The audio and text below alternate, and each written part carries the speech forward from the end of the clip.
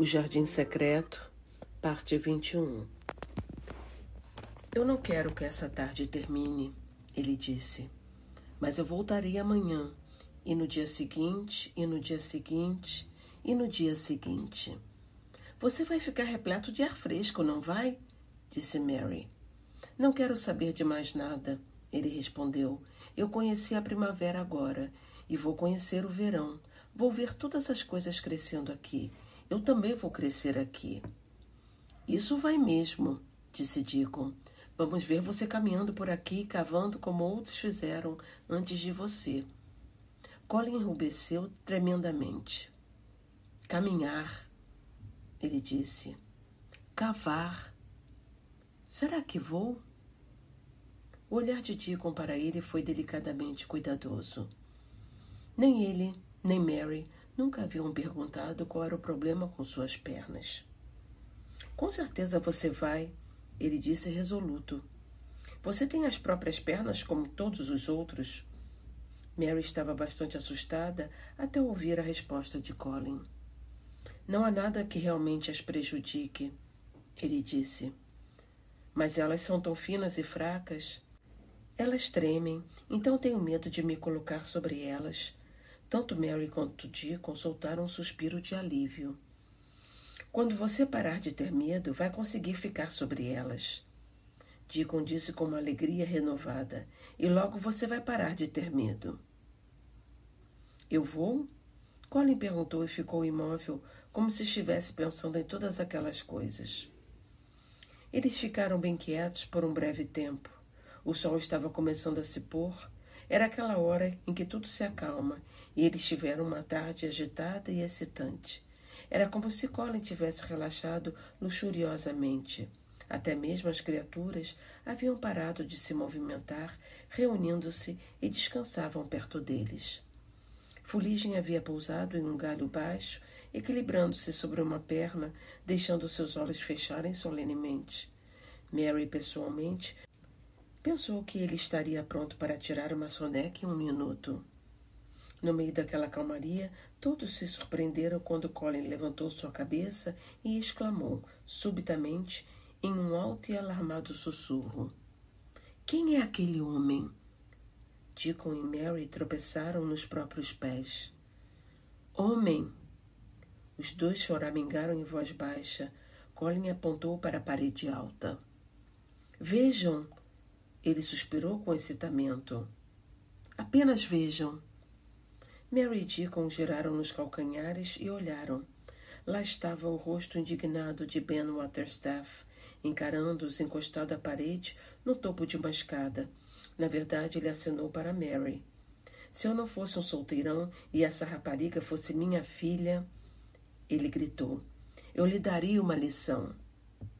Ele deu outro passo ameaçador, como se fosse uma intenção de pular e lidar com ela, mas como ela mesmo veio na sua direção, ele evidentemente ficou no degrau mais alto de sua escada, sacudindo o punho fechado para ela. Eu nunca pensei muito em você, ele discursou. Eu mal consegui tolerá-la na primeira vez em que pus os olhos em você. Uma magricela com o rosto leitoso, parecendo uma vassoura, fazendo perguntas e metendo o nariz onde não é chamada. Não sei como chegou até aqui, se não fosse por aquele pintarroxo, maldito seja. Ben Waterstaff. Mary chamou, recuperando sua respiração. Ela se colocou debaixo dele e chamou seu nome com uma espécie de suspiro. Ben Waterstaff, foi o pintarroxo que me mostrou o caminho. Em seguida, pareceu como se Ben realmente fosse despencar do lado da parede onde ela estava, de tão ultrajado. Jovem cruel, ele a chamou, jogando a culpa sobre um pintarroxo, sabendo que ele sequer pode se defender. Ele lhe mostrou o caminho. Ele! Ah, aquele pobre coitado! Ela quase podia prever que as suas próprias palavras explodiriam, porque ele foi dominado pela curiosidade. E como neste mundo conseguiu entrar aqui? Foi o pintarroxo que me mostrou o caminho. Ela protestou obstinada. Ele não sabia que estava fazendo isto, mas fez.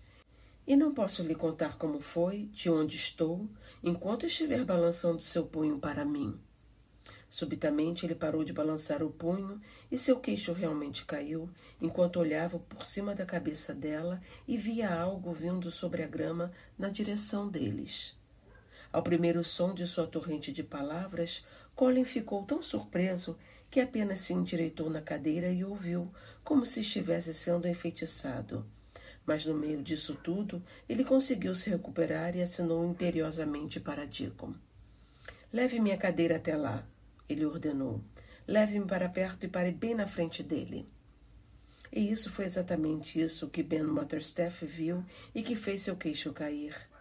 Uma cadeira de rodas com almofadas e mantos luxuriosos que vinham em direção a ele, parecendo uma carruagem, enquanto um jovem rajá recostava-se, dando ordens reais, com seus grandes olhos margeados de cílios negros, estendendo a mão altivamente em sua direção. E ele parou bem debaixo do nariz de Ben Motherstaff. Realmente, não era de se admirar que sua boca estivesse aberta. "Você sabe quem eu sou?" exigiu o rajá. Como Ben Motherstaff olhou, seus olhos vermelhos fixaram-se naquele que estava diante dele, como se estivesse vendo um fantasma. Ele olhou e engoliu em seco, sem dizer uma palavra. "Você sabe quem eu sou?" Colin exigiu, de uma maneira ainda mais imperativa. "Responda!" Ben Motherstaff colocou sua mão retorcida para cima, passando-a nos olhos e na testa, e em seguida respondeu uma estranha voz instável. "Quem você é?" disse ele. "Sim, eu sei quem você é. Os olhos de sua mãe estão olhando para mim neste seu rosto. Só Deus sabe como você chegou até aqui, mas aí está o pobre aleijado." Colin esqueceu completamente que tinha costas. Sua face ruborizou até ficar escarlate, então sentou-se ereto. "Eu não sou um aleijado!" ele gritou com fúria. "Não sou!" "Ele não é!"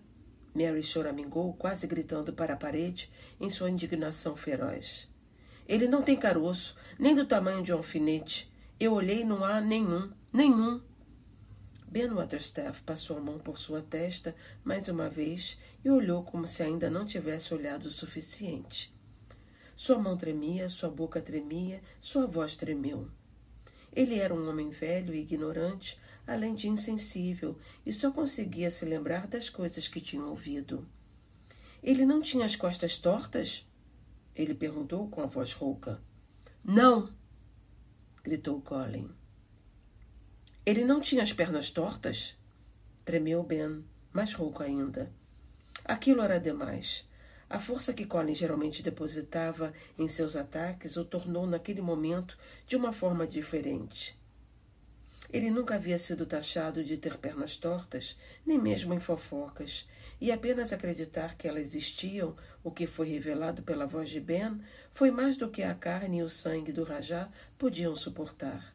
Sua raiva e seu orgulho ferido o fizeram esquecer tudo, menos aquele momento, que o encheu de um poder que ele nunca tinha sentido antes, uma força quase sobrenatural. "Vem aqui!" Ele gritou para Deacon e tirou as cobertas de cima de seus membros inferiores, se descobrindo. "Vem aqui! Vem aqui! Agora!" Deacon estava ao seu lado em um segundo. Mary segurou sua respiração em um curto suspiro e se sentiu empalidecer. "Ele consegue! Ele consegue! Ele consegue!" Ela tagarelou mais para si mesma, em voz baixa, mais rápido do que jamais conseguiu. Houve então uma breve luta feroz. As mantas foram atiradas no chão e Deacon segurou o braço de Colin. Logo as pernas finas estavam do lado de fora e os pés finos pousados na grama. Colin estava se colocando de pé, mais ereto que uma flecha e parecendo estranhamente alto. Sua cabeça foi jogada para trás e seus olhos estranhos piscavam como relâmpagos. "Olhe para mim!" Ele jogou as palavras para Ben Motherstaff. "Apenas olhe para mim! Apenas olhe para mim!" "Ele está tão ereto quanto eu", disse Deacon. "Está ereto como qualquer garoto de Yorkshire." O que Ben Waterstaff fez, Mary achou estranho além do limite. Ele engasgou, engoliu em seco e, de repente, lágrimas começaram a correr por sua face velha e enrugada conforme ele unia suas velhas mãos. Ah, ele irrompeu, as mentiras que as pessoas contam. Você é tão magro quanto uma ripa e tão branco quanto um fantasma, mas não há nenhum caroço em você. Eles só sabem fofocar. Deus o abençoe. Deacon segurou o braço de Colin com força, mas o menino não ia cair. Ele permaneceu ereto e ficou cada vez mais ereto, olhando para o rosto de Ben Waterstaff. Sou seu mestre, ele disse, quando meu pai está fora. E você tem que me obedecer. Este é meu jardim. Não ouse falar uma palavra sequer sobre ele. Desça já dessa escada e pegue seu caminho pela longa caminhada, onde a senhorita Mary irá encontrá-lo e trazê-lo até aqui. Quero conversar com você. Não o queríamos, mas agora terá que fazer parte do segredo. Seja rápido. A face irritada de Ben Waterstaff ainda estava molhada por causa daquela esquisita enxurrada de lágrimas. Era como se ele não conseguisse tirar os olhos do magro e ereto Colin, que estava de pé, com sua cabeça levantada. Ah, rapaz! Ele quase sussurrava. Ah, meu rapaz! E como se finalmente se recordasse da ordem, subitamente tocou seu chapéu de jardineiro e disse: Sim, senhor! Sim, senhor! E obedientemente desapareceu enquanto descia a escada. Quando o sol se pôs, quando a cabeça dele ficou fora de suas vistas, Colin virou-se para Mary. Vá se encontrar com ele, ele disse. E Mary correu pela grama até a porta sob a era. Deacon observava Colin com os olhos afiados. Havia manchas vermelhas em seu rosto e ele parecia incrível daquela forma, mas em nenhum momento parecia que iria cair. Eu posso ficar de pé, ele disse, e sua cabeça ainda estava jogada para trás, e suas palavras soavam grandiosas. Eu disse que você ia conseguir assim que parasse de ficar com medo, respondeu Deacon, e parou. Sim, eu parei, disse Colin. Então, de repente, ele se lembrou de algo que Mary havia dito. Você está fazendo mágica? Ele perguntou bruscamente. A boca torta de Deacon se abriu em uma gargalhada. É você que está fazendo mágica com você mesmo, ele disse. É a mesma mágica que faz com que elas saiam da terra. E ele tocou uma moita de açafrão na grama, usando sua bota espessa. Colin olhou para o chão. Sim, ele disse devagar. Não poderia haver mágica maior do que esta. Não poderia haver. Ele se colocou mais ereto do que nunca. Eu vou caminhar até aquela árvore, ele disse, apontando para uma delas, a poucos metros de distância. Eu estarei de pé quando Waterstaff chegar. Eu posso até descansar sob a árvore se quiser. Quando eu quiser me sentar, eu irei sentar. Traga uma almofada da cadeira. Ele caminhou até a árvore e, apesar de Deacon estar segurando seu braço, ele estava maravilhosamente firme. Quando parou perto do caule da árvore, por mais que parecesse que iria se apoiar contra ele, ainda se mantinha tão ereto que parecia muito alto. Quando Ben Waterstaff entrou pela porta na parede, ele ouviu parado ali e ouviu Mary murmurando algo por sob sua respiração. — O que você está dizendo? Ele perguntou, irritado, porque não queria que sua atenção se desviasse daquele menino muito magro, ereto e de cara orgulhosa. Mas ela não lhe disse. O que ela estava falando era: você consegue, eu disse que conseguiria. Você consegue. Ela estava falando aquilo para Colin, porque queria fazer mágica e mantê-lo em seus próprios pés exatamente daquela maneira. Ela não podia suportar que ele vacilasse na frente de Ben Waterstaff. E ele não vacilou. Ela foi tomada por uma súbita sensação de que ele parecia muito bonito, apesar de sua magreza. Ele fixou seus olhos em Ben Waterstaff de uma maneira imperiosa e engraçada. — Olhe para mim, ele ordenou. — Olhe bem para mim. Eu sou um corcunda? Eu tenho pernas tortas? Ben Waterstaff não tinha superado suas emoções, mas se recuperara um pouco e respondeu de uma maneira quase natural. — Não, ele disse. Nada disso. — O que tem feito consigo mesmo, escondendo-se fora das vistas e deixando que as pessoas pensassem que era um aleijado e retardado? Retardado? Disse Colin com raiva. Quem pensou isso? Muitos idiotas, disse Ben. O mundo está cheio de burros relinchando e eles não relincham nada que não sejam mentiras. Quem o fez ficar trancado? Todos pensavam que eu ia morrer, Colin disse depressa. Mas eu não vou. E ele disse aquilo com tanta decisão que Ben Waterstaff olhou de cima a baixo e de baixo para cima. Morrer? Ele disse com seca exultação. Nem perto disso. Ainda há muito a se arrancar de você. Quando eu vi colocar essas pernas no chão com tanta pressa, eu soube que não havia problema com elas. Sente-se em sua almofada um pouco, jovem mestre, e me dê minhas ordens. Havia uma mistura estranha de ternura e uma compreensão perspicaz em suas maneiras. Mary derramou seu discurso tão rápido quanto pôde, enquanto eles desciam pela longa caminhada. A principal coisa a ser lembrada, ela tinha lhe dito, era que Colin estava ficando melhor, bem melhor. O jardim estava fazendo aquilo. Ninguém poderia fazê-lo se lembrar sobre corcundas e morte. O rajá reservou-se a se sentar em uma almofada sob a árvore. Que trabalho o senhor faz nos jardins, Waterstaff? Ele inquiriu. Qualquer coisa que mandam, respondeu o velho Ben. Eu sou mantido aqui de favor porque ela gostava de mim. Ela? Perguntou Colin. Sua mãe, respondeu Ben Waterstaff. Minha mãe? Disse Colin, então olhou para ele em silêncio por um minuto.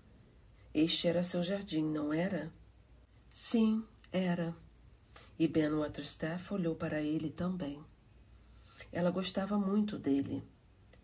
É meu jardim agora. Eu gosto dele. Eu virei aqui todos os dias, anunciou Colin. Mas isso deve ser um segredo. Minhas ordens são para que ninguém saiba que estamos vindo aqui. Deacon e minha prima trabalharam e o fizeram reviver. Eu vou mandá-lo de vez em quando para ajudá-los, mas você deve vir quando ninguém puder vê-lo. O rosto de Ben Waterstaff se moveu, tornando-se um sorriso seco e velho. Eu já vim aqui antes, quando ninguém podia me ver, ele disse. O quê? Colin exclamou. Quando?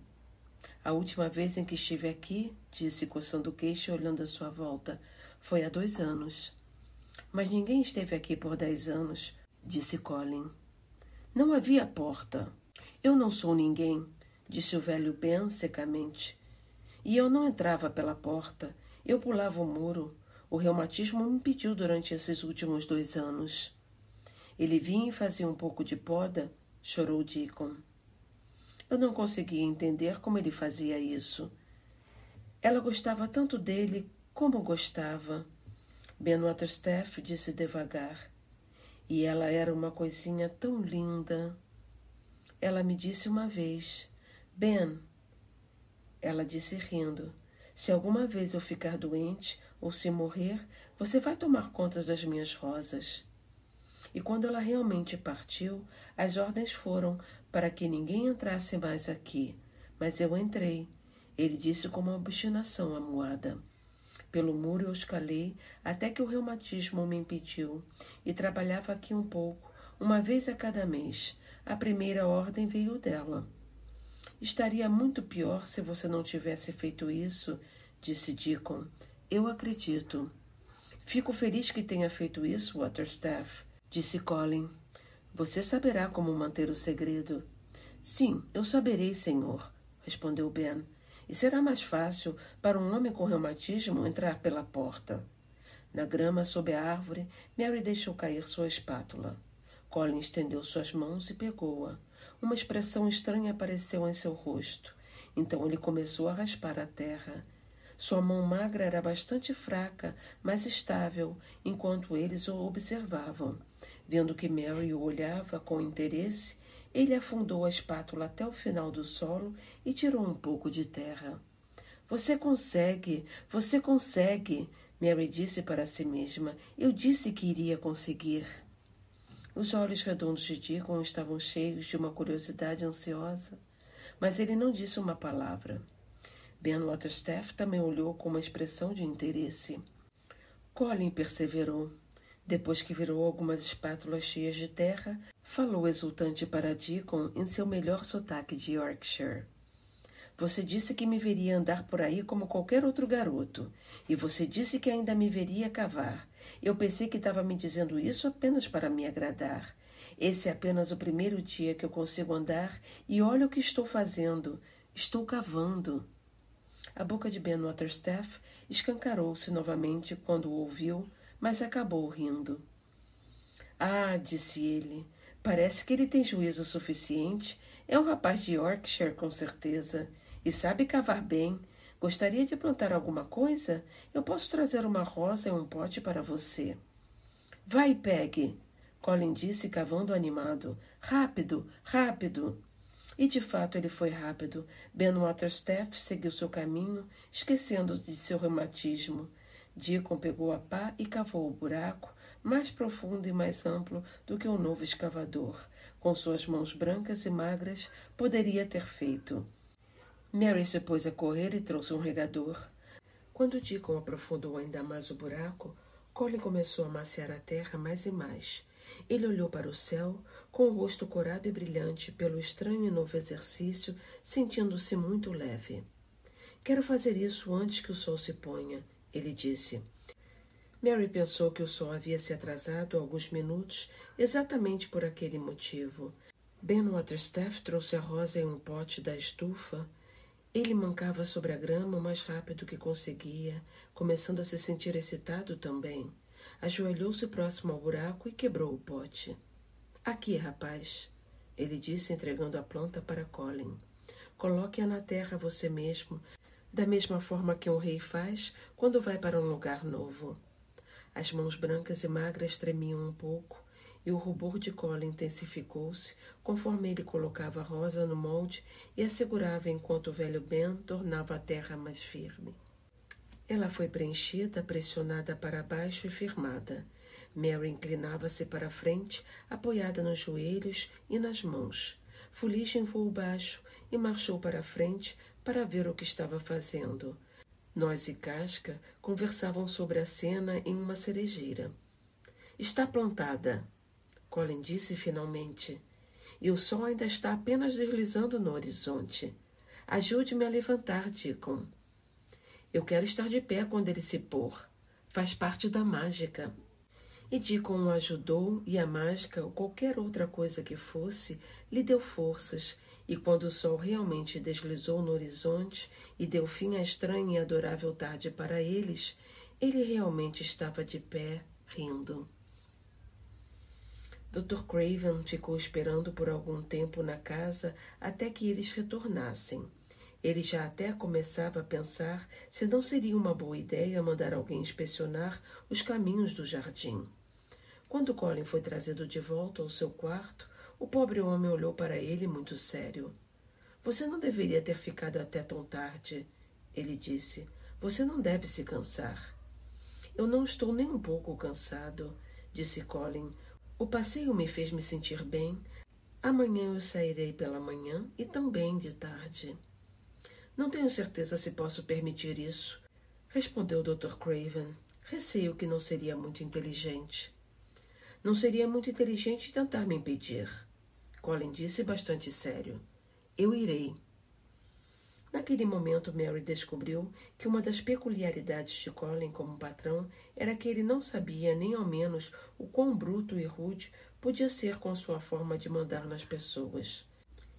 Ele vivera em uma espécie de ilha deserta durante toda a vida e fora o rei dela.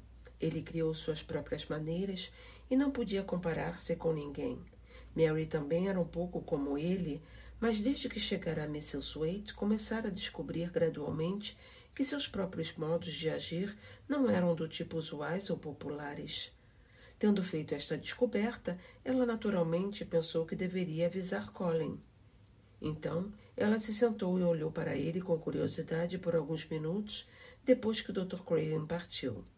Ela queria fazê-lo perguntar por que ela estava fazendo aquilo e, claro, conseguiu. Por que está olhando para mim desse jeito? Ele perguntou. Estou com pena do Dr. Craven. Eu também. Colin disse com calma, mas não sem um ar de satisfação. Ele não irá herdar nenhuma parte de Mrs. Waite agora que não vou mais morrer. Também estou com pena dele por isso, claro, disse Mary. Mas eu estava pensando que deve ser muito horrível receber ordens de um garoto que sempre lhe foi rude por 10 anos. Eu nunca teria feito isso. Eu sou rude? Colin indagou tranquilamente. Se você fosse filho dele e ele fosse do tipo que bate, Mary disse, ele teria batido em você, mas ele não ousaria, disse Colin. Não, ele não ousaria, respondeu a senhorita Mary, pensando como falar sem causar nenhum dano. Ninguém nunca ousou dizer qualquer coisa que você não gostasse, porque você estava sempre para morrer, e por outras coisas assim. Você era um coitadinho. Mas, Colin anunciou com teimosia, eu não serei mais um coitadinho. Não vou deixar que as pessoas pensem que eu sou um. Eu fiquei em pé nesta tarde. Ter suas próprias maneiras foi o que o tornou tão esquisito. Mary prosseguiu, pensando alto. Colin girou a cabeça, franzindo a testa. Eu sou esquisito? Ele exigiu. Sim, Mary respondeu, muito. Mas não precisa ser rude. Ela adicionou imparcialmente. Porque eu também sou esquisita, assim como Ben Waterstaff. Mas não sou tão esquisita quanto era antes de começar a gostar das pessoas e antes de encontrar o jardim. Eu não quero ser um esquisito, disse Colin. Eu não serei. E ele franziu a testa novamente com determinação. Ele era um garoto muito orgulhoso, portanto deitou-se pensando por um tempo, e então Mary viu seu belo sorriso aparecer e gradualmente transformar seu rosto inteiro. Eu vou parar de ser esquisito, ele disse. Se for todos os dias ao jardim. Há mágica lá. Você sabe disso, Mary.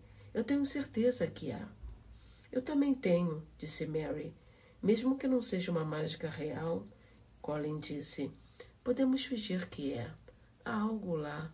Algo. É mágica, disse Mary, mas não negra. É branca como a neve.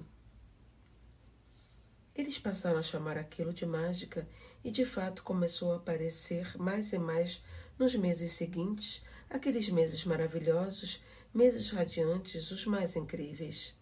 Ah, as coisas que aconteceram naquele jardim.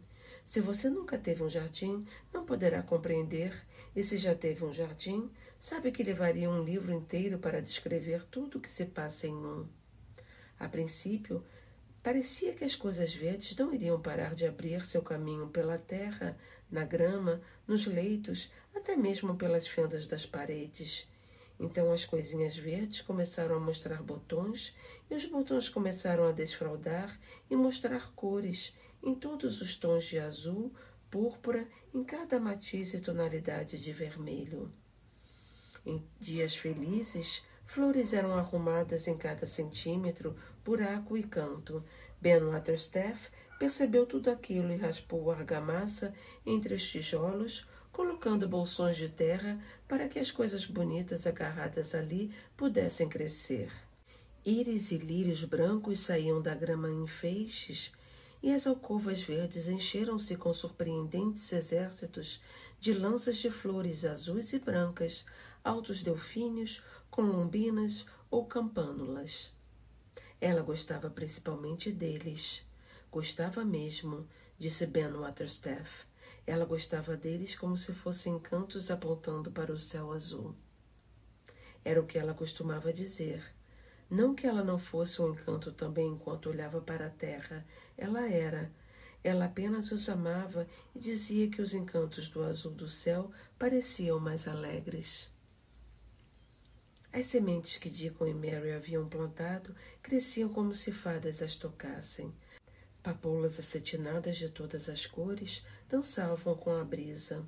Flores alegres e desafiadoras que já viviam no jardim por anos, e isso deve ser confessado, pareciam se perguntar como tantas pessoas novas haviam aparecido ali. E as rosas, elevando-se para fora da relva, emaranhadas em volta do relógio de sol, coroando os troncos de árvores e suspendendo seus ramos, escalando as paredes e espalhando-se por elas com longas guirlandas caindo em cascatas. Elas tornavam-se vivas dia após dia, hora após hora. Belas folhas frescas e botões e mais botões, minúsculos a princípio, mas começando a inchar e a prover magia até estourarem e se desenrolarem em taças cheirosas que delicadamente derramavam-se por suas abas, misturando-se ao ar do jardim. Colin testemunhou tudo isso, observando cada mudança que tomava seu lugar. Cada manhã ele era levado para fora e cada hora de cada dia, quando não chovia, era passada no jardim. Mesmo os dias cinzentos o agradavam. Ele deitava na grama observando coisas crescerem. Ele dizia, se você observasse por tempo suficiente, ele declarou, era possível ver botões desembainhando-se.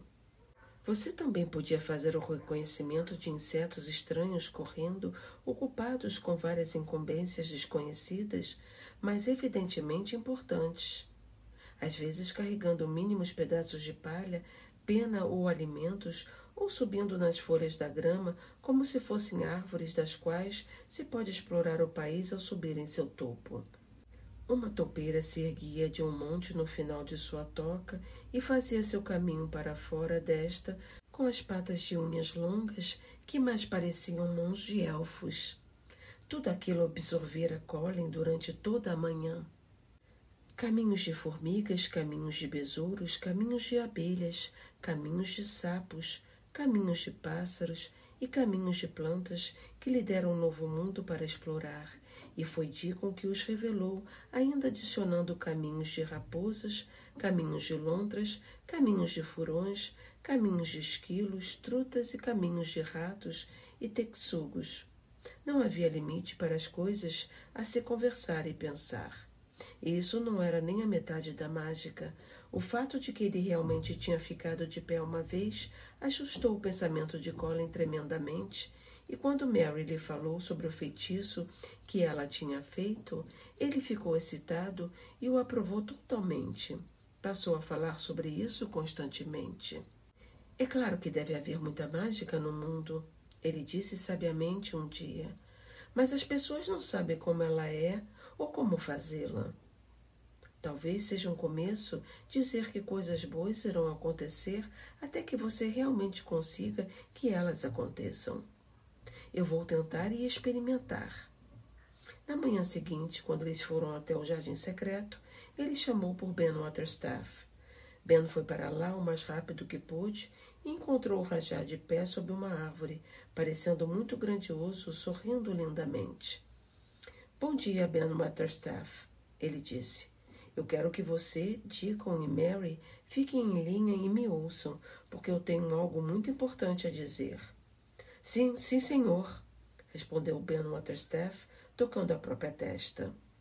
Um dos encantos secretos de Ben Waterstaff era que em sua infância ele havia fugido para o mar e feito viagens. Assim ele poderia responder como um marinheiro. Eu vou tentar um experimento científico, explicou o Rajá. Quando eu crescer, vou fazer muitas descobertas científicas e pretendo começar agora com esse experimento. Sim, senhor, disse Ben Waterstaff prontamente, embora aquela tenha sido a primeira vez que ele ouvia sobre descobertas científicas. Era a primeira vez que Mary ouvia sobre elas tão bem, mas mesmo naquele estágio ela começou a entender que, estranho como ele era, Colin já tinha lido sobre muitas coisas grandiosas e singulares, e era um tipo de garoto muito convincente. Quando ele levantava a cabeça e fixava seus olhos estranhos em algo, era como se fosse mais fácil acreditar nele do que em você mesmo, embora ele tivesse apenas 10 anos, quase 11. Naquele momento, ele estava especialmente convincente porque subitamente sentiu o desejo de fazer um discurso como gente grande. As grandes descobertas científicas que eu farei, ele começou, serão sobre mágica. Mágica é uma grande coisa e quase ninguém sabe quase nada sobre isso, exceto poucas pessoas em livros velhos. E Mary sabe um pouco, porque nasceu na Índia, onde existem faquires. Eu acredito que Deacon também sabe um pouco de mágica, mas talvez não tenha noção do quanto sabe. Ele encanta animais e pessoas. Eu nunca o deixaria ter ido me ver se não fosse um encantador de animais e um encantador de meninos também, porque um menino é também um animal. Eu estou certo de que há mágica em tudo. Nós apenas não temos sentidos suficientes para ter conhecimento dela e usá-la para fazer coisas para nós mesmos, como eletricidade, cavalos e vapor. Aquilo soou tão imponente que Ben Waterstaff ficou bastante excitado e não conseguia ficar parado. Sim, sim, senhor, ele disse, começando a se levantar e se colocar ereto. Quando Mary encontrou esse jardim, ele parecia morto. O orador prosseguiu. Então, algo começou a puxar as coisas para fora do solo e a fazer coisas brotarem do nada. Em um dia, não havia nada lá e no dia seguinte havia.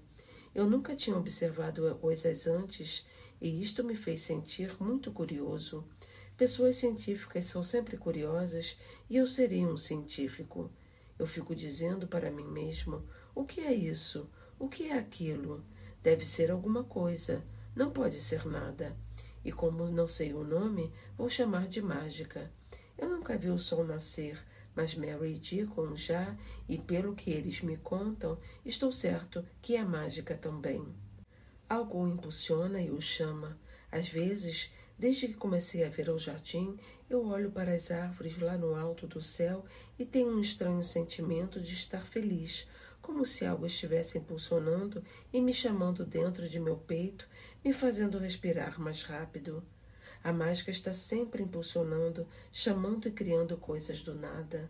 Tudo é feito através de mágica, folhas, árvores, flores, pássaros, texugos, raposas, esquilos e pessoas. Então ela deve estar ao nosso redor, neste jardim, em todos os lugares. A mágica neste jardim me fez ficar de pé e eu sei que vou viver para me tornar um homem. Eu farei experimentos científicos para ter alguma mágica, colocá-la em mim e fazê-la impulsionar e me chamar, me tornando mais forte. Eu não sei como farei, mas acho que se você se mantiver pensando nela e a chamando, ela talvez apareça. Talvez esse seja o primeiro e menor caminho até ela. Quando eu estava tentando ficar de pé pela primeira vez, Mary ficou repetindo para ela mesma, o mais rápido que pôde. Você consegue, você consegue. E eu consegui. Eu tive que me esforçar também, é claro, mas a mágica dela me ajudou. E Deacon também. Toda manhã e toda noite, e tantas vezes durante o dia, sempre que eu me lembrar, vou dizer, a mágica está em mim. A mágica está fazendo com que eu me sinta melhor. Eu serei tão forte quanto o Deacon, tão forte quanto o Deacon. E vocês também devem fazer isso. Esse é o meu experimento. Você vai me ajudar, Ben Waterstaff? Sim, sim, senhor, disse Ben. Sim, sim. Se vocês permanecerem fazendo isso todos os dias, tão regularmente quanto os soldados fazem seus exercícios, nós veremos o que irá acontecer e descobrir se o experimento funcionou. Você aprende coisas ao repeti-las várias e várias vezes e ao pensar nelas até que fiquem presas em sua mente para sempre. Portanto, acontecerá o mesmo com a mágica. Se vocês continuarem a chamá-la até que ela chegue a vocês e os ajude, ela se tornará uma parte de vocês, ficará e fará coisas. Uma vez eu ouvi um oficial na Índia falar com a minha mãe que alguns faquires repetiam as mesmas palavras milhares de vezes, disse Mary. Eu ouvi a esposa de Jem Featherworth dizer a mesma coisa mais de 1000 vezes, chamando Jem de bêbado bruto. Ben Waterstaff disse secamente. Algo resultou disso. Ele lhe deu uma boa surra, foi para o Leão Azul e ficou bêbado como um lorde. Collie levantou as sobrancelhas e pensou por alguns minutos, então se animou. Bem, ele disse, vocês podem ver que algo resultou disso. Ela usou a mágica errada que fez com que ele batesse nela. Se ela tivesse usado a mágica certa e tivesse dito algo bom, talvez ele não tivesse ficado bêbado como um lorde e talvez ele tivesse lhe presenteado com um castelo. Ben Waterstaff riu e havia certa admiração perspicaz em seus pequenos olhos idosos. Você é um rapaz tão inteligente quanto suas pernas são fortes, Mestre Colin, ele disse. Na próxima vez que ouvir Bess Featherworth, vou lhe dar uma dica do que a mágica pode fazer por ela. Ela vai ficar muito feliz se o experimento científico funcionar, assim como Jen também ficará. Deacon ouviu toda a lição, com os olhos brilhando de curioso prazer. Noz e Casca estavam em seus ombros, e ele segurava o coelho de orelhas grandes em seus braços, acariciando-o sem parar, com delicadeza, enquanto ele deitava as suas orelhas e suas costas e se deliciava. — Você acha que o experimento vai funcionar? Colin perguntou a ele, imaginando o que ele estava pensando.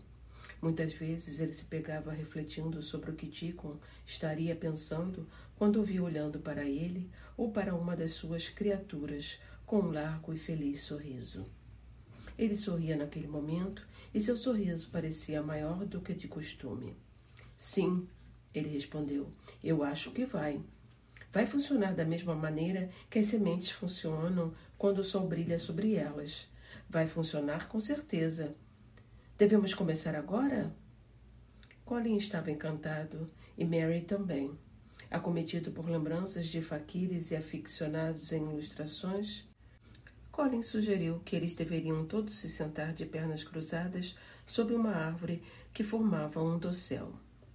Será como se sentar em uma espécie de templo, disse Colin.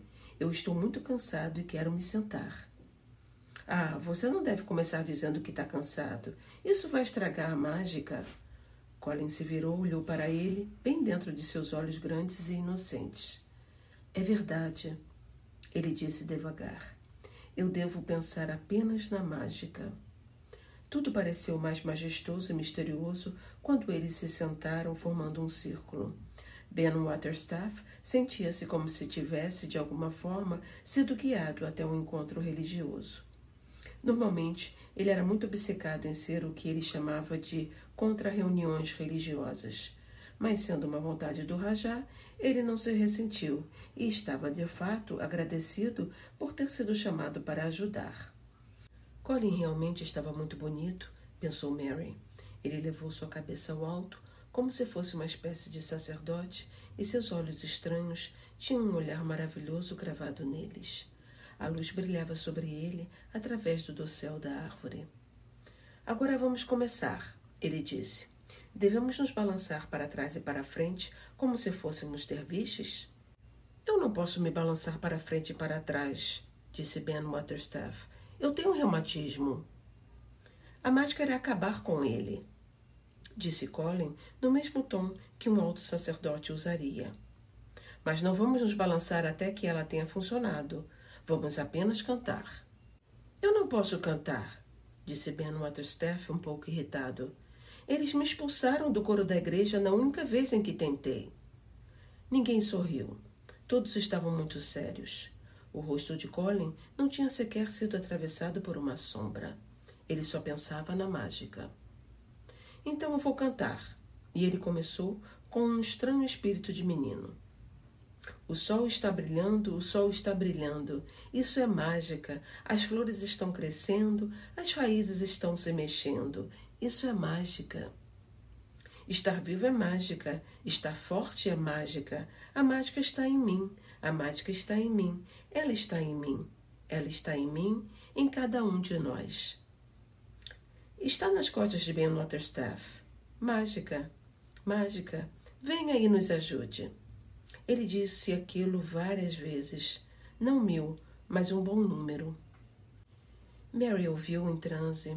Ela sentia como se aquilo fosse estranho e belo ao mesmo tempo e queria que ele continuasse e continuasse. Ben Waterstaff começou a se sentir mais calmo, como se tivesse uma espécie de sonho que era bastante agradável. O murmúrio das abelhas nas flores se misturava com a voz que cantava, que solenemente se tornavam uma dúzia. Deacon estava sentado com as pernas cruzadas, com seu coelho adormecido em seu braço e uma das suas mãos repousava nas costas do cordeiro. Fuligem havia empurrado um esquilo e se amontoado ao lado deste em seu ombro, enquanto uma película cinza caía sobre os seus olhos. Até que enfim, Colin parou. Agora vou caminhar pelo jardim, ele anunciou. A cara de Ben Motherstaff caiu para frente e ele a levantou como um empurrão. Você estava dormindo, disse Colin. Nada disso, murmurou Ben. O sermão foi muito bom, mas eu tenho que sair antes da coleta do dízimo. Ele ainda não estava completamente desperto. Você não está na igreja, disse Colin. Não, eu não, disse Ben, ajeitando-se. Quem disse que eu estava? Eu ouvi tudo o que você falou. Você disse que a mágica está nas minhas costas. O médico chama isso de reumatismo. O Rajá acenou com a mão. Esta é a mágica errada, ele disse. Você vai melhorar. Você tem minha permissão para voltar ao trabalho, mas volte amanhã. Eu gostaria de caminhar pelo jardim, grunhiu Ben. Não foi um grunhido hostil, mas ainda assim um grunhido. Na verdade, por ser um velho teimoso e por não ter fé em mágica, ele se convenceu de que se fosse mandado embora, ele subiria a escada e olharia por cima do muro para que se estivesse pronto para mancar de volta se houvesse qualquer tropeço. O Rajá não se opôs que ele ficasse, e assim a procissão foi formada. E realmente parecia uma procissão. Colin a liderava, com Deacon ao seu lado e Mary do outro. Ben Motherstaff ia atrás deles e as criaturas trilhavam em seguida. O cordeiro e o filhote de raposa se mantinham perto de Deacon. O coelho branco pulava e parava de roer, e Fuligem seguia com a solenidade de uma pessoa que se sentia no comando. Era uma procissão que se movia devagar, mas com dignidade. De poucos em poucos metros, eles paravam para descansar. Colin apoiava-se no braço de Deacon e Ben Motherstaff manteve uma vigilância acentuada. Mas naquele momento, então, Colin tirou sua mão do seu apoio e caminhou alguns passos sozinho. Sua cabeça manteve-se levantada durante todo o tempo e ele parecia grandioso. A mágica está em mim. Ele se manteve falando. A mágica está me fortalecendo. Eu posso senti-la. Posso senti-la. Ele parecia muito certo de que alguma coisa o estava protegendo e elevando. Ele se sentou nas cadeiras das alcovas, uma vez ou duas sentou-se na grama e muitas vezes parou no caminho, apoiando-se em Deacon, mas ele não desistiria até que tivesse dado uma volta inteira no jardim. Quando ele retornou ao dossel da árvore, suas bochechas estavam coradas e ele parecia triunfante. Eu consegui!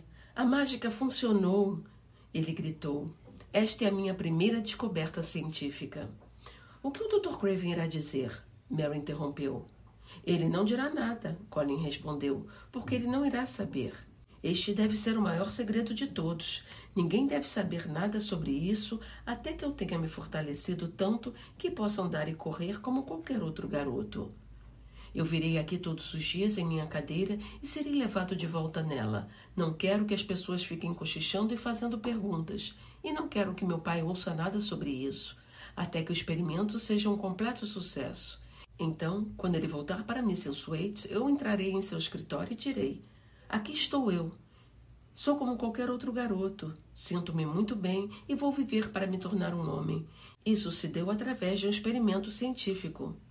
Ele pensará que está sonhando. Mary emocionou-se. Ele não vai acreditar em seus próprios olhos? Colin corou triunfantemente.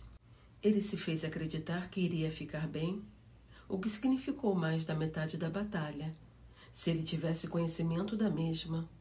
E o pensamento que o estimulou mais do que qualquer outro foi imaginar como seu pai reagiria quando visse que tinha um filho que era capaz de ficar de pé e que era tão forte quanto o filho dos outros pais.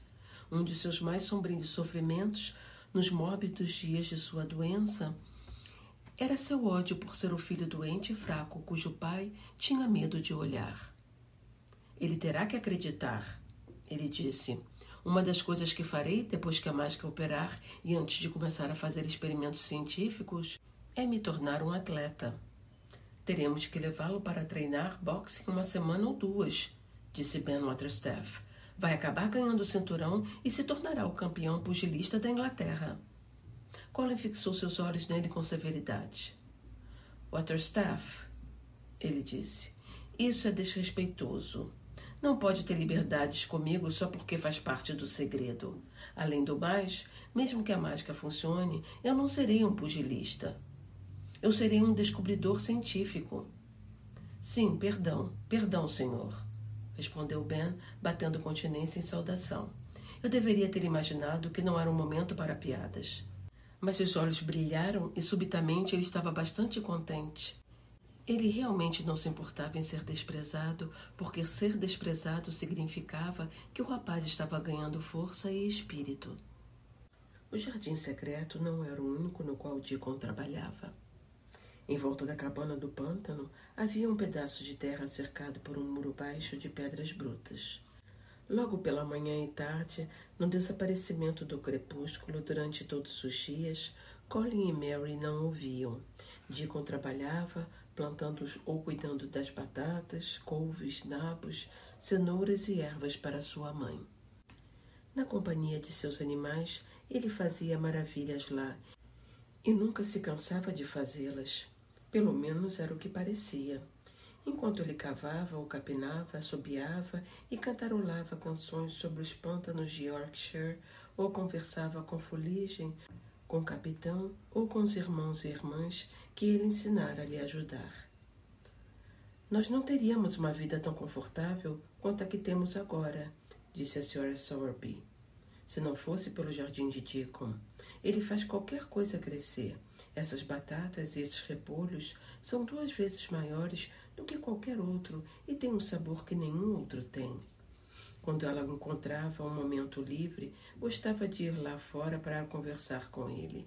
Depois do jantar, ainda havia luz clara do crepúsculo para trabalhar e era o seu momento de quietude. Ela conseguia se sentar sobre um muro áspero e baixo, observar e ouvir as histórias do dia. Era o momento que ela mais gostava. Não havia somente vegetais naquele jardim. Deacon comprara pacotes baratos de sementes de flores e em seguida semeou coisas brilhantes e aromáticas entre arbustos de groselha e até mesmo couves. E ele fez crescer fronteiras de miosotes, rosas e amores perfeitos, além de coisas cujas sementes ele conseguira preservar ano após ano, ou cujas raízes iriam florescer a cada primavera e se espalhar no tempo em pedaços finos. O muro baixo era uma das coisas mais lindas em Yorkshire, porque ele havia plantado dedaleiras de pântano, samambaias, boecheiras e plantas das sebes em cada fenda onde havia apenas lampejos de pedras. Tudo que alguém tem que fazer para que elas prosperem, mãe, ele dizia, é fazer amizade com elas, com certeza. Elas não são como as criaturas. Se estiverem com sede, dê a elas o que beber. Se estiverem com fome, dê a elas um pouco de comida. Elas querem viver da mesma forma que nós.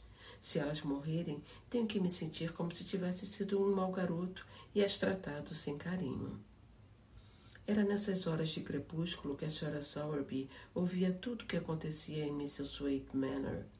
A princípio, ela apenas sabia que Mestre Colin havia dado um passeio lá fora com a senhorita Mary e que isso o estava fazendo bem. Mas não demorou muito para que as 2 crianças concordassem que a mãe de Deacon deveria fazer parte do segredo. De alguma forma, não houve dúvidas de que ela o manteria a salvo, com certeza. Então, uma bela e calma noite, Deacon contou-lhe toda a história, com todos os detalhes excitantes sobre chave enterrada, sobre o pintarroxo, sobre a nuvem cinza que parecia entorpecente e sobre o segredo que Mary pretendia nunca revelar. A chegada de Deacon e como tudo aquilo que lhe fora contado.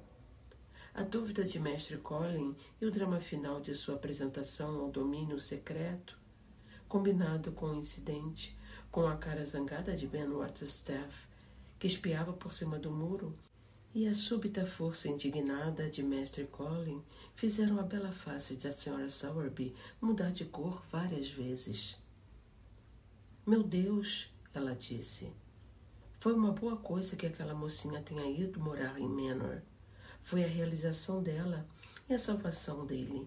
Ficando de pé, e todos nós pensando que ele era um garoto retardado, com nenhum osso resistente em seu corpo. Ela fez várias perguntas e seus olhos azuis ficaram cheios de pensamentos profundos. O que eles acham lá em Manor sobre ele estar tão bem, alegre e sem reclamar? Ela indagou. Eles ainda não sabem o que fazer a respeito disso, respondeu Deacon. Todos os dias, quando ele volta para casa, seu rosto parece diferente. Está preenchido, não parece mais tão fino, e a cor de cera está indo embora. Mas ele ainda tem que reclamar um pouco, disse com um sorriso entretido. Mas por que, em nome de Deus? Perguntou a Sra. Sowerby. Deacon riu. Ele faz isso para que eles tenham que adivinhar o que aconteceu. Se o doutor souber que ele descobriu que pode ficar de pé, ele irá escrever e contar ao Mestre Craven. Mestre Colin está guardando o segredo para que ele mesmo possa contar. Ele irá praticar sua mágica em suas pernas todos os dias até que seu pai volte. E então ele marchará até o seu quarto e lhe mostrará que é tão forte quanto os outros garotos. Mas ele e a senhorita Mary acham que esse é o melhor plano. Gemer, dar um pouco de preocupação e depois surpreender todos eles. A Sra. Sowerby estava rindo de forma confortável muito antes de ele terminar sua última frase. Ah, ela disse, esses dois estão se divertindo, eu garanto.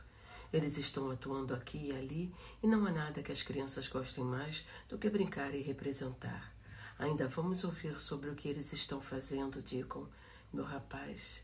Deacon parou de capinar e sentou-se sobre seus tornozelos para falar com ela.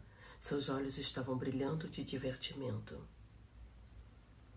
O mestre Colin é carregado em sua cadeira todas as vezes que sai de casa, ele explicou.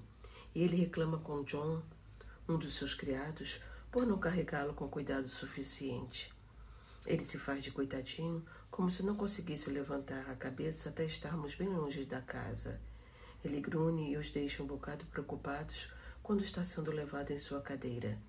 Ele e a senhorita Mary se divertem quando ele grune e reclama e ela diz, pobre Colin, tá doendo muito? Você é assim tão fraco, pobre Colin. Mas o problema é que às vezes eles mal conseguem se conter para não cair na gargalhada.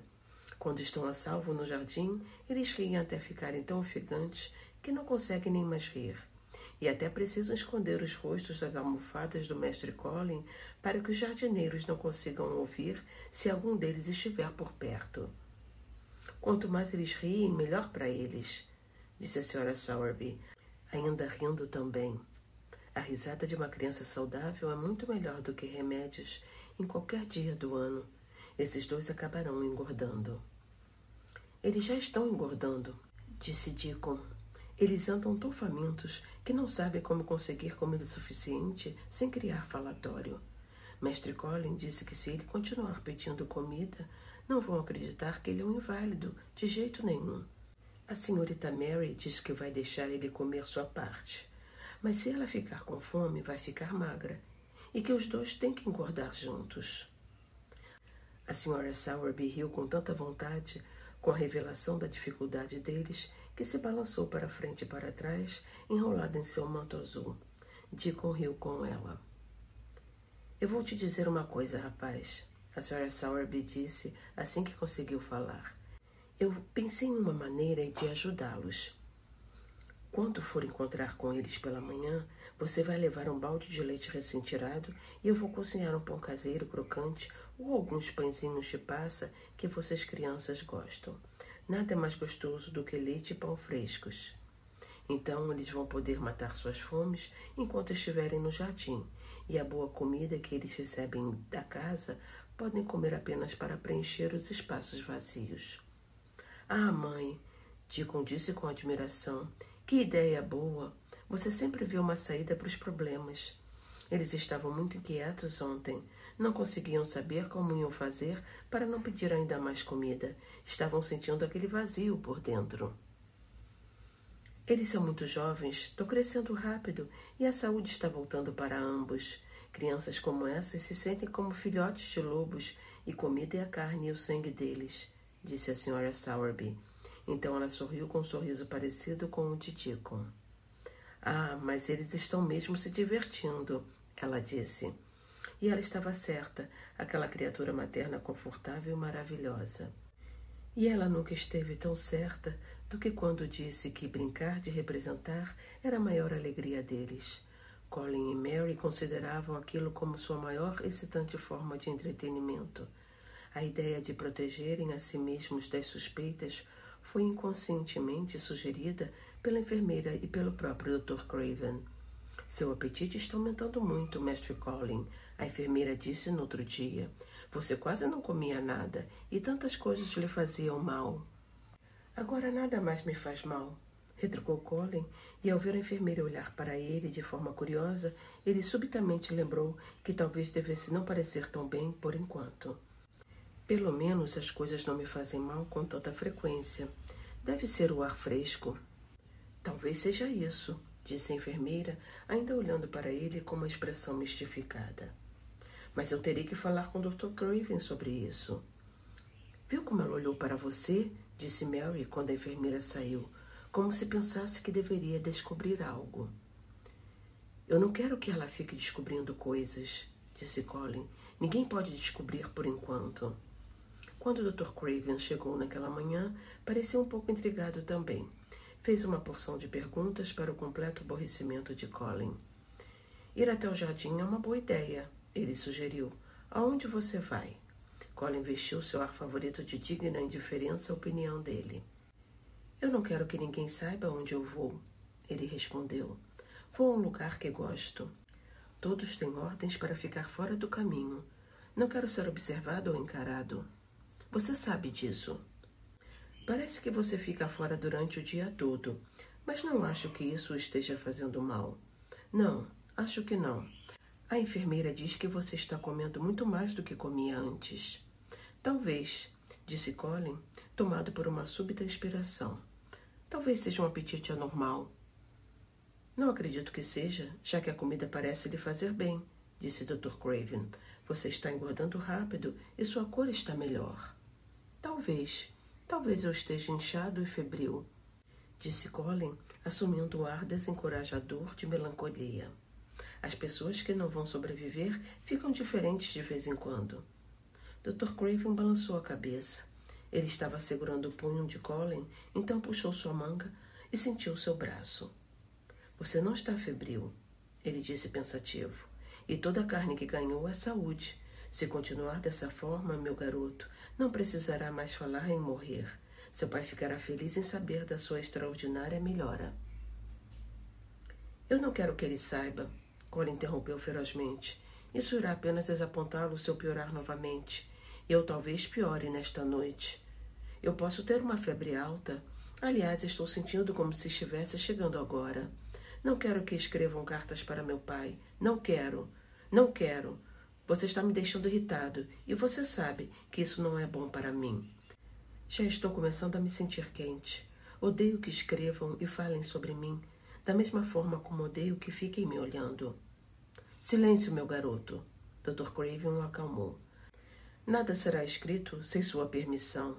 Você é muito sensível com as coisas. Não pode desfazer o bem que já lhe foi feito. Ele não disse mais nada sobre escrever para o Sr. Craven e quando viu a enfermeira, avisou-a, em caráter privado, que tal possibilidade não deveria ser mencionada ao paciente. O menino está extraordinariamente melhor, ele disse. Seu avanço parece quase anormal, mas claro que agora ele está agindo sob vontade própria, coisa que não podia fazer antes, mas ele ainda se emociona com facilidade e nada que possa irritá-lo deve ser dito. Mary e Colin ficaram alarmados com aquilo e conversaram com ansiedade. Daquele momento em diante, iniciou-se o plano de brincar de representar. Eu sou obrigado a ter um ataque, Colin disse com pesar. Eu não quero ter um, e não sou mais miserável o suficiente para fingir um dos grandes. Talvez eu não devesse ter um. Não há mais um caroço em minhas costas e eu só penso em coisas boas ao invés de coisas horríveis.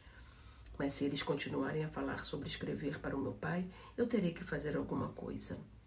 Ele decidiu que comeria menos, mas infelizmente não foi possível continuar com a sua ideia brilhante, pois acordava de manhã com um apetite incrível e a mesa ao lado de seu sofá estava sempre cheia com café da manhã, com pães caseiros, manteiga fresca, ovos branquinhos como neve, geleia de framboesa e creme de leite. Mary sempre tomava o de jejum com ele, ao se verem à mesa, particularmente se houvesse fatias delicadas de presunto quente, enviando odores tentadores sob uma tampa de prata, eles acabavam olhando um para o outro com desespero. Eu acho que deveríamos comer tudo isso esta manhã. Colin acabava sempre dizendo, podemos devolver um pouco do almoço e uma boa parte do jantar. Mas eles nunca achavam que podiam devolver nada, e os pratos vazios, altamente polidos, voltavam para a cozinha, despertando muitos comentários. Eu queria, Colin também disse, eu queria que as fatias de presunto fossem mais espessas, e um muffin para cada um não é suficiente para ninguém. É suficiente para uma pessoa que está prestes a morrer. Mary respondeu quando ouviu falar daquilo pela primeira vez. Mas não é suficiente para uma pessoa que irá viver. Às vezes eu sinto como se fosse capaz de comer 3 vezes quando as urzes e gestas enviam seu cheiro agradável vindo do pântano, derramando-o pela janela aberta. Na manhã seguinte, Deacon, depois deles terem se divertido no jardim por mais ou menos 2 horas, apareceu por trás de uma roseira, trazendo consigo 2 baldes de lata, revelando que um deles estava cheio de um rico leite fresco com creme no topo, e que o outro trazia bolinhos caseiros de groselha enrolados em um limpo guardanapo azul e branco. Estavam dobrados tão cuidadosamente que ainda se mantinham quentes e se tornaram uma alegre surpresa. Que ideia maravilhosa da Sra. Sowerby! Que mulher gentil e inteligente ela deveria ser! Como estavam bons os bolinhos! E que leite fresco delicioso! A mágica está presente nela, assim como está em Deacon, disse Colin. Faz com que ela encontre formas de fazer coisas boas. Ela é uma pessoa mágica. Diga-lhe que estamos agradecidos, Deacon, extremamente agradecidos. Ele estava frequentemente usando frases de adulto. Ele gostava delas. Ele gostava tanto delas que chegava a improvisar. Diga-lhe que foi muito bondosa e que nossa gratidão é extrema.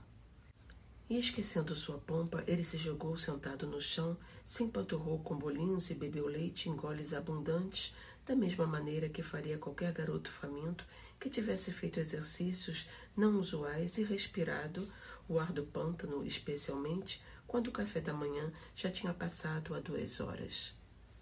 Aquele foi o início de muitos incidentes do mesmo tipo. Eles acabaram tendo ciência de que a Sra. Sowerby tinha 14 pessoas para alimentar e que ela podia não ter o suficiente para satisfazer mais 2 apetites extras todos os dias. Então, eles pediram para ela deixá-los enviar algum de seus shillings para que pudesse comprar coisas.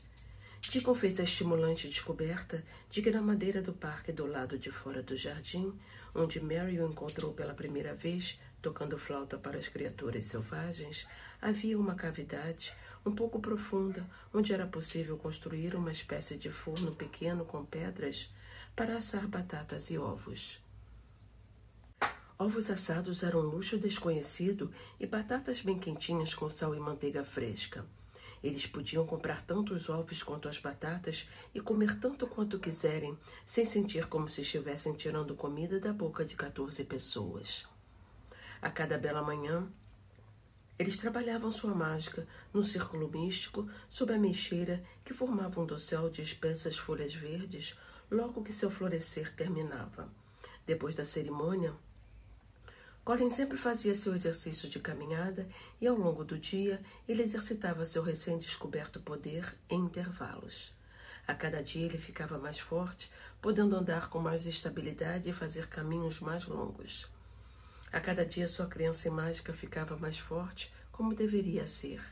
Ele tentava um experimento atrás do outro, conforme se sentia ganhando força, e foi Deacon quem lhe mostrou a melhor de todas as coisas. Ontem, ele disse uma manhã após uma breve ausência, eu fui para Thwaite para minha mãe e perto do Blue Cow Inn eu vi Bob Harworth. Ele é o camarada mais forte do pântano. Ele é campeão de luta livre e consegue pular mais alto do que qualquer outro camarada, além de jogar o martelo mais longe. Ele foi até a Escócia para praticar esportes por alguns anos. Ele me conhece desde que eu era pequeno e é um tipo simpático, então lhe fiz algumas perguntas. Os nobres o chamam de atleta. Eu pensei em você, mestre Colin. Então disse: como você fez para ganhar esses músculos, Bob? Você fez alguma coisa a mais para ficar forte assim? E ele disse: bem, sim, rapaz, eu fiz. Um homem muito forte, em um espetáculo que se apresentou uma vez em Thwaite, me mostrou como exercitar meus braços, pernas e cada músculo do meu corpo. E eu disse: será que um camarada delicado consegue se tornar tão forte quanto você, Bob? E ele riu e disse: e você é esse camarada delicado? Eu disse: não, mas eu conheço um jovem rapaz que está se recuperando de uma longa doença e eu gostaria de conhecer alguns truques para ensinar a ele. Eu não falei nomes e ele também não perguntou. Ele é simpático, como eu disse que era, tanto que se levantou e me mostrou alguns exercícios de boa vontade e eu imitei o que ele fazia até decorar. Colin o ouvia excitado. Você pode me mostrar? Ele gritou. Vai me mostrar? Sim, é claro, Deacon respondeu levantando. Mas ele disse que você tem que fazer com delicadeza primeiro e tomar cuidado para não se cansar. Tem que descansar nos intervalos, respirar fundo e não exagerar.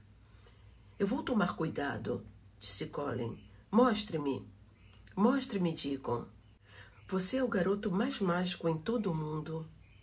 Deacon ficou de pé sobre a grama e começou a cuidadosamente praticar uma simples série de exercícios para músculos. Colin observou com olhos arregalados. Ele conseguia fazer alguns deles, mesmo estando sentado. Logo ele fez alguns deles de maneira suave, enquanto estava de pé nos seus pés já firmes. Mary também começou a fazê-los. Fuligem, que estava observando a performance, começou a ficar inquieto, deixando seu galho e começando a saltitar sem parar por não conseguir fazê-los também. A partir daquele momento, os exercícios começaram a fazer parte das tarefas do dia, assim como a mágica. Foi se tornando possível que Colin e Mary passassem a fazer mais deles. Cada vez que tentavam, e vorazes apetites foram o resultado daquilo, mas se não fosse pela cesta que Deacon colocava atrás de um arbusto todas as manhãs ao chegar, eles teriam desistido. Mas o pequeno forno, construído no buraco, e as generosidades da Sra. Sowerby eram tão satisfatórias que a Sra. Medlock, a enfermeira, e o Dr. Craven ficaram novamente confusos. Você pode rejeitar seu café da manhã e parecer desdenhar de seu jantar quando está satisfeito com ovos, batatas assadas, rico leite fresco espumante, bolinhos de aveia, pães, mel de uze e creme de leite. Eles não estão comendo quase nada, disse a enfermeira. Vão morrer de inanição se não forem persuadidos a se alimentar. Mas ainda assim, vejo como estão. Veja, exclamou a Sra. Medlock indignada. Ah, estou condenada à morte com esses dois. Formam um par de jovens satãs, quase estourando de seus casacos num dia e no dia seguinte torcem o nariz para as melhores refeições com as quais a cozinheira poderia tentá-los. Nem um pouco daquela adorável e jovem ave ou o molho de pão fizeram com que eles colocassem o garfo na boca ontem. E a pobre mulher inventou um pudim para eles, mas foi devolvido. Ela quase chorou. Está com medo de ser culpada se eles ficarem sem comer até a morte. Dr. Craven apareceu e olhou para Colin, demorado e cuidadosamente. Ele ficou com uma expressão extremamente preocupada quando a enfermeira conversou com ele e lhe mostrou a bandeja de café da manhã quase intocada. Mas ele ficou ainda mais preocupado quando se sentou no sofá de Colin e o examinou. Ele fora chamado a Londres para negócios e não viu o menino por mais ou menos 2 semanas. Quando coisas jovens começam a ganhar saúde, elas o fazem rapidamente. O tom de cera havia desaparecido da pele de Colin e um rosado cálido aparecera no lugar. Seus belos olhos estavam claros e as cavidades sob eles e em suas bochechas e têmporas haviam desaparecido. Seus cabelos escuros e pesados começavam a saltar saudavelmente de sua testa e estavam macios, aquecidos por vida. Seus lábios estavam mais cheios e com uma cor normal. Na verdade, como se imitasse um garoto cuja invalidez estava confirmada, ele tinha um olhar deprimido. Dr. Craven segurou o queixo com a mão, pensativo. Estou desapontado em ouvir que não está comendo nada, ele disse. Isso não vai funcionar. Você vai perder todo o peso que ganhou e foi de forma tão extraordinária. Estava comendo tão bem até pouco tempo atrás. Eu lhe disse que era um apetite anormal, Colin respondeu. Mary estava sentada em um banquinho próximo e subitamente proferiu um som muito esquisito que ela tentou violentamente reprimir, mas acabou quase se asfixiando. Qual é o problema? Disse Dr. Craven, voltando-se para ela. Mary ficou muito séria. Foi algo entre um espirro e uma tosse. Ela retrucou com uma dignidade reprovadora. Entrou pela minha garganta. Mas, ela disse depois para Colin, eu não consegui me controlar. Aquilo só explodiu porque eu não pude deixar de me lembrar daquela última batata grande que você comeu e da forma como sua boca se arreganhou quando você mordeu aquela torrada com a grossa camada de geleia e creme de leite sobre ela.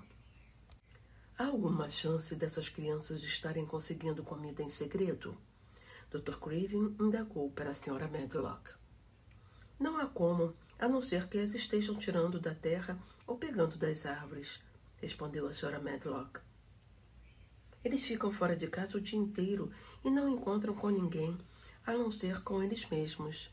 E se quisessem qualquer coisa diferente do que é enviado a eles para comer, precisariam apenas pedir.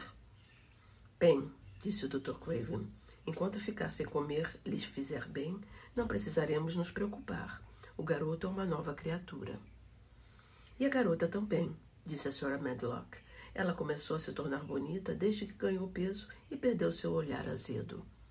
Seu cabelo cresceu, parece mais saudável, e ela ganhou uma cor mais viva. Ela costumava ser uma coisinha mal-humorada e carrancuda, mas agora ela e Mestre Colin gargalham juntos como se fosse uma dupla de loucos. Talvez seja isso que os esteja engordando. Talvez seja. Deixem-nos rir. E o jardim secreto florescia bastante e a cada manhã revelava novos milagres. No ninho do pinta-roxo havia ovos e sua companheira sentava-se sobre eles, mantendo-os aquecidos com a penugem de seu peitinho e suas asas cuidadosas. Em um primeiro momento ela ficava muito nervosa e o próprio pinta-roxo observava indignado. Até mesmo Deacon não se aproximou naqueles dias, mas esperou até que o trabalho silencioso de alguma mágica fosse transportado até a alma do casalzinho, dizendo-lhes que no jardim não havia nada que não fosse como eles, nada que não compreendesse as maravilhas do que estava acontecendo, e eles, a imensa, sensível, terrível e dolorosa beleza e solenidade dos ovos. Todas as pessoas presentes naquele jardim sabiam, em seu íntimo, que se um ovo fosse roubado ou manipulado, o mundo inteiro iria girar sem parar, colidir com o espaço e chegar ao fim. Se ao menos um deles não sentisse aquilo e agisse em conformidade, não poderia haver felicidade, nem mesmo naquele tempo de primavera dourada. Mas todos eles sabiam que sentiam aquilo e o pinta-roxo e sua companheira também. A princípio, o pinta-roxo observava Mary e Colin com uma forte ansiedade. Por alguma razão misteriosa, ele sabia que não precisava observar Deacon. No primeiro momento em que ele colocou seus negros olhos brilhantes de orvalho em Deacon, soube que ele não era um estranho, mas um tipo de pinta-roxo sem bico nem penas. Ele podia falar a língua dos pinta-roxos, que é uma língua bem diferente, para não ser confundida com nenhuma outra. Falar como um pinta-roxo para um pinta-roxo é como falar francês com um francês. Deacon sempre explicou isso para o pinta-roxo, de modo que a língua estranha que ele usava quando falava com os seres humanos não importavam, no mínimo. O pinta-roxo pensava que ele falava com eles naquela língua porque não eram inteligentes o suficiente para entender o discurso de penas. Seus movimentos também eram como os do pinta-roxo.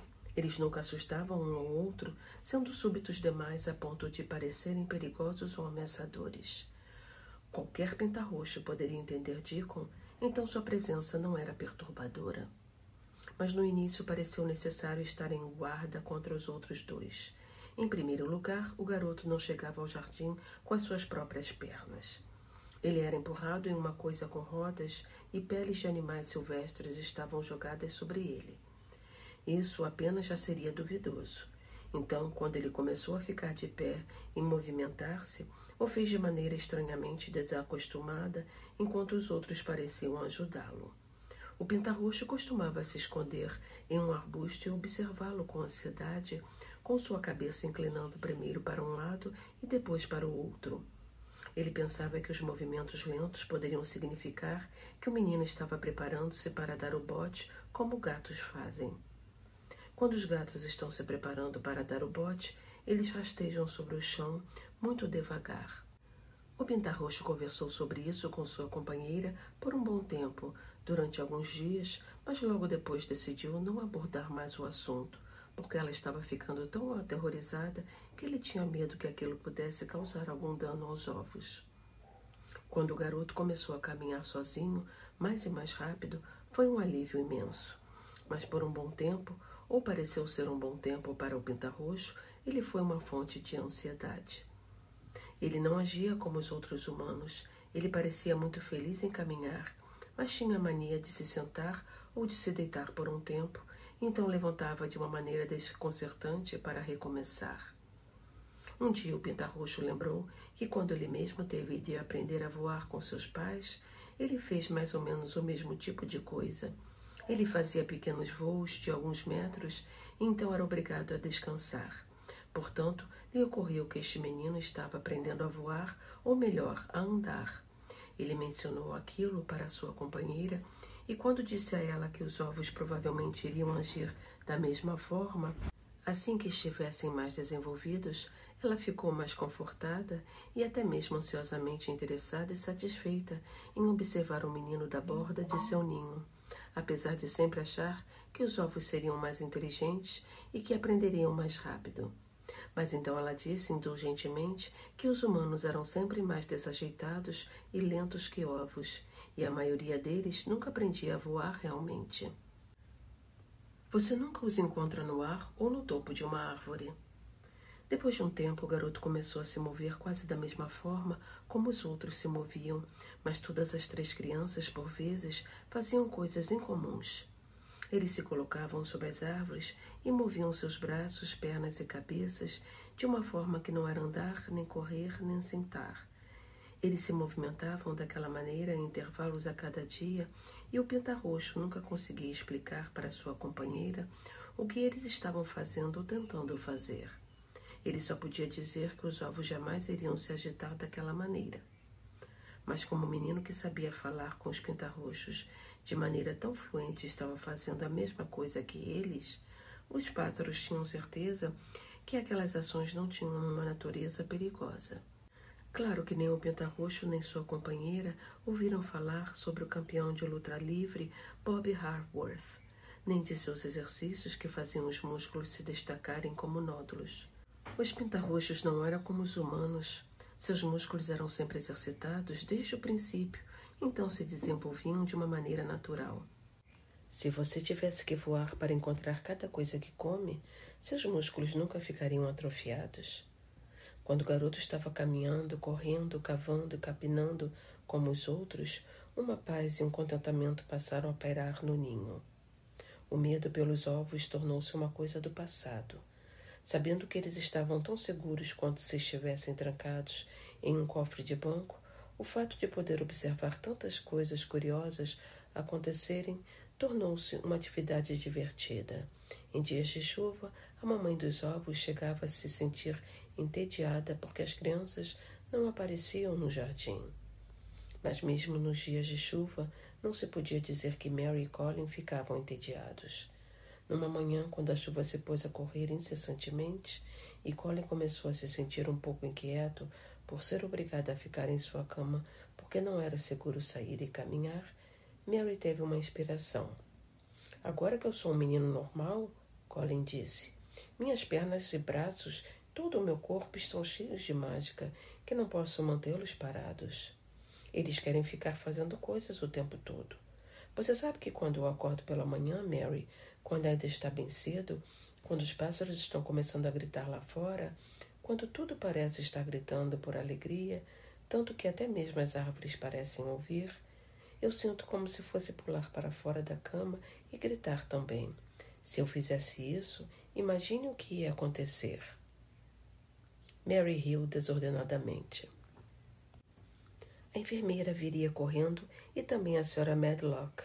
E elas teriam certeza de que você estava louco, então chamariam um médico, ela disse. Colin riu também. Ele podia ver como todos iriam ficar, o quão horrorizados ficariam com seu surto, mas maravilhados por vê-lo de pé. Eu gostaria que meu pai viesse para casa, ele disse. Quero eu mesmo contar a ele. Estou sempre pensando nisso, mas não poderemos manter essa farsa por muito mais tempo. Eu não suporto ficar deitado, fingindo, e, além do mais, eu pareço diferente. Queria que não estivesse chovendo hoje. Foi então que a senhorita Mary teve sua inspiração. Colin, ela começou com um ar de mistério. Você sabe quantos quartos existem nesta casa? Quase 1000, eu acho, ele respondeu. São quase 100, e ninguém nunca entra neles, disse Mary. Em um dia de chuva, eu olhei e entrei em vários deles. Ninguém nunca soube, embora a Sra. Medlock tenha quase me descoberto. Eu me perdi quando estava voltando e parei no final do corredor. Foi a segunda vez que o ouvi chorar. Colin começou a subir em seu sofá. 100 de quartos onde ninguém entra? Ele disse. Isso é quase como se fosse um jardim secreto. Vamos supor que iremos olhá-los. Você poderia me empurrar em minha cadeira e ninguém nunca saberia que estivemos lá. Era nisso que eu estava pensando, disse Mary. Ninguém ousará nos seguir. Há galerias por onde você poderia correr. Poderíamos fazer nossos exercícios. Há um pequeno quarto indiano, onde há uma cabine cheia de elefantes de mármore. Há todos os tipos de quartos. Toque o sino, disse Colin. Quando a enfermeira entrou, ele lhe deu ordens. Eu quero minha cadeira, ele disse. Eu e a senhorita Mary iremos olhar parte da casa que não é utilizada. John pode me empurrar até a galeria porque há umas escadas. Então ele deve ir embora e nos deixar sozinhos até que eu o chame novamente. Os dias chuvosos deixaram de ser terríveis naquela manhã. Quando o criado empurrou a cadeira até a galeria e deixou os dois sozinhos, em obediência às ordens, Colin e Mary olharam um para o outro, encantados. Assim que Mary se certificou de que John estava realmente voltando para seus próprios aposentos, no andar de baixo, Colin saiu de sua cadeira. Eu vou correr de um lado da galeria para o outro, ele disse. Então irei pular e depois farei os exercícios de Bob Harworth. E eles fizeram aquelas coisas e muitas outras.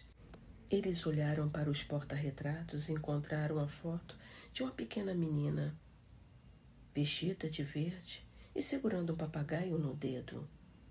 Todos estes, disse Colin, devem ser meus antepassados. Viveram há muito tempo. A que está com o papagaio acredito que deva ser uma das minhas tataratias. Ela se parece com você, Mary. Não como você se parece agora, mas quando chegou aqui. Agora que você ganhou um pouco de peso, está com uma aparência melhor. E você também, disse Mary, e eles dois riram. Eles foram até o quarto indiano e ficaram maravilhados com os elefantes de mármore. Encontraram um brocado cor-de-rosa e um furo na almofada deixado por um rato, mas o roedor havia crescido, fugido e o buraco estava vazio. Eles viram mais quartos e fizeram mais descobertas do que Mary havia feito em sua primeira peregrinação. Eles encontraram novos corredores, cantos, lances de escadas, novas fotos velhas que gostaram e coisas tão esquisitas que eles nem sabiam para que serviam.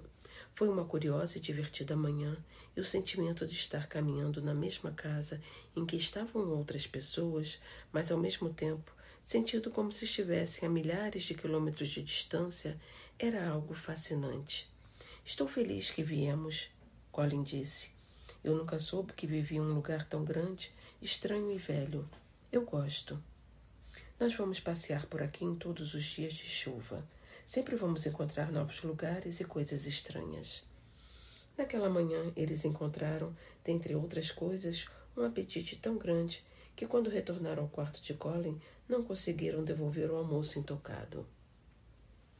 Quando a enfermeira levou a bandeja para o andar de baixo, ela deu um tapinha no armário da cozinha para que a senhora Loomis, a cozinheira, pudesse ver que a louça e os pratos estavam completamente polidos. Veja isto, ela disse. Esta é uma casa misteriosa e aquelas crianças são seus maiores mistérios.